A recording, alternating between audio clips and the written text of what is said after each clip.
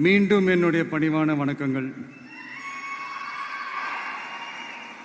நான் இன்னைக்கு எதுவும் பேச வேணான்னு தான் நினைச்சேன். பட் ஒரு முக்கியமான ஒரு விஷயத்தை பற்றி இன்னைக்கு நான் பேசலைன்னா அது அவ்வளோ கரெக்டாக இருக்காதுன்னு எனக்கு தோணுச்சு. அதான் அது என்னவா இருக்குன்றது நீங்களே கெஸ் பண்ணியிருப்பீங்க. எஸ், நீட்டை பற்றி தான்.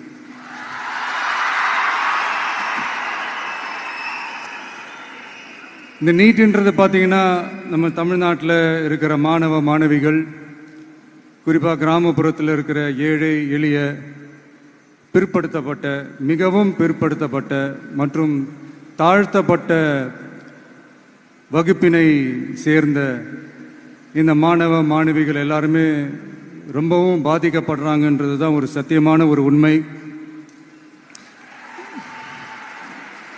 இந்த நீட்டை பற்றி ஒரு பிரச்சனையாக நான் பார்க்குறது என்னென்னா, ஒன்று இந்த நீட் இந்த மாநில உரிமைகளுக்கு எதிரானதாக இருக்குது. நீங்கள் 1975க்கு முன்னாலே பார்த்தீங்கன்னா இந்த கல்வி மாநில பட்டியலில் தான் இருந்துச்சு. உங்க எல்லாருக்குமே தெரிஞ்ச ஒரு விஷயந்தான்.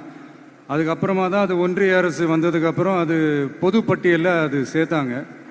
எனக்கு தெரிஞ்சு அதுதான் ஒரு முதல் பிரச்சனையாக ஒன்று ஸ்டார்ட் ஆச்சு. ரெண்டாவது பார்த்தீங்கன்னா, ஒரே நாடு, ஒரே பாடத்திட்டங்கள், ஒரே தேர்வு. இது பேசிக்காகவே அந்த கல்வி கற்கும் அந்த நோக்கத்திற்கே ஒரு எதிரான ஒரு விஷயமா நான் அதை பார்க்குறேன். ஒவ்வொரு மாநிலத்துக்கு ஏற்ற மாதிரி அந்த பாடத்திட்டங்கள் இருக்கணும். இது நான் மாநில உரிமைகளுக்காக மட்டுமே இதை நான் கேட்கல. நீங்கள் பார்த்தீங்கன்னா அந்த கல்வி முறையில் பல்வேறு கண்ணோட்டங்கள், பல்வேறு பார்வைகள், டிஃப்ரெண்ட் பெர்ஸ்பெக்டிவ்ஸ்னு ஒன்று சொல்லுவாங்க இல்லையா, அப்படி அதுக்கு ஒரு முக்கியத்துவம் கொடுக்குற ஒரு விஷயமா அது இருக்கணுன்றதான் என்னுடைய பார்வை. Diversity is a strength, it is not a weakness. பன்முகத்தன்மை அப்படிங்கிறது அது ஒரு பலமே தவிர பலவீனம்னு சொல்ல முடியாது. இதில் இன்னொரு முக்கியமான ஒரு விஷயம் என்னன்னா, மாநில மொழியில் படிச்சுட்டு, ஸ்டேட் சிலபஸில் படிச்சுட்டு, என்சிஇஆர்டி சிலபஸில் தேர்வு வச்சா அது எப்படிங்க? அதுவும் கிராமப்புறத்தில் இருக்கிற மாணவ மாணவிகள், அதுவும் அவங்களுடைய மருத்துவ படிப்புக்கு கொஞ்சம் யோசிச்சு பாருங்க, இது எவ்வளோ ஒரு கடினமான ஒரு விஷயம்னு. மூணாவது நான் பார்க்குற ஒரு பிரச்சனை என்னன்னா, இப்போ போன மே மாதம் 5ஆம் தேதி அந்த நீட் எக்ஸாம்லாம் நடந்துச்சு. அதில் சில குளறுபடிகள்லாம் நடந்ததா நம்ம நிறைய அந்த செய்திகள்லாம் பார்த்தோம், படித்தோம் இல்லையா. அதுக்கப்புறமே என்ன ஆயிடுச்சுன்னு பார்த்தீங்கன்னா, அந்த நீட் தேர்வுக்கு மேலே இருக்கிற அந்த நம்பகத்தன்மையை மக்கள் மத்தியில் சுத்தமாக போயிடுச்சு. இனிமேல் நாடு முழுக்க அந்த நீட் தேர்வே தேவையில்லை அப்படிங்கிறத இந்த செய்திகள் மூலிமா நாம் எல்லாருமே புரிஞ்சுக்கிட்ட ஒரு விஷயம். சரி, இதுக்கு என்னதான் தீர்வு அப்படின்னா, நீட்டு விலக்கு தான் இதுக்கு உடனடி தீர்வு. நீட்டு ரத்து கோரி தமிழக சட்டமன்றம் கொண்டு வந்திருக்கிற அந்த தீர்மானத்தை நான் மனப்பூர்வமாக வரவேற்கிறேன்.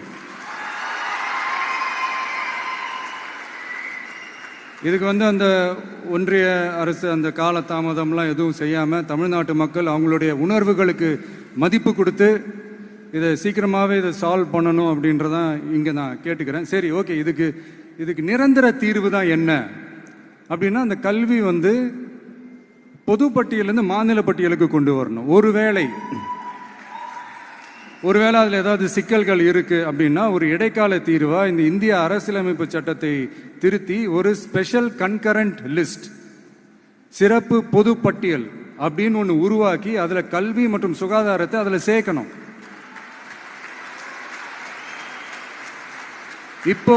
இப்போ இருக்கிற அந்த பொது பட்டியல் என்ன ஒரு பிரச்சனை அப்படின்னா, நீங்கள் அந்த துறைகள்லாம் பார்த்தீங்கன்னா மாநில அரசுகளுக்கு என்னதான் அதில் அதிகாரம் இருந்தாலும் அது முழுக்க ஒன்றிய அரசினுடைய கட்டுப்பாட்டில் தான் இருக்கு.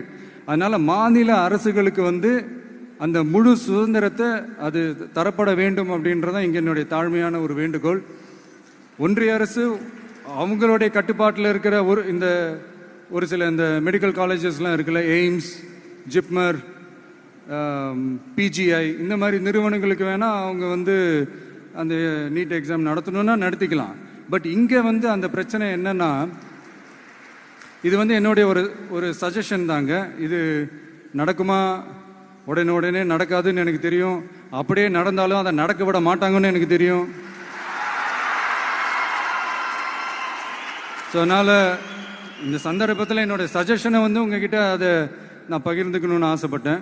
இதுதான் என்னுடைய தனிப்பட்ட ஒரு கருத்து நீட்டை பற்றி. ஸோ மற்றபடி வேறு ஒன்றும் இல்லை. வந்திருக்கிற என்னுடைய friends, learning is fun, education is celebration.